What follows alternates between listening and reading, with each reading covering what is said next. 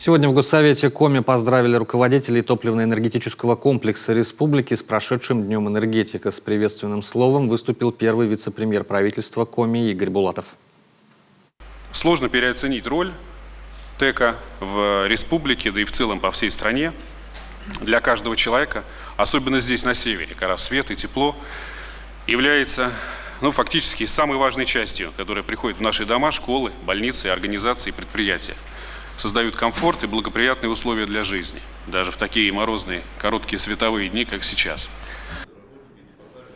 На встрече организовали трансляцию награждения победителей и лауреатов Всероссийского конкурса «Медиатек-2020». Специальный приз экспертного совета получил мультипликационный фильм «Путешествие северного газа».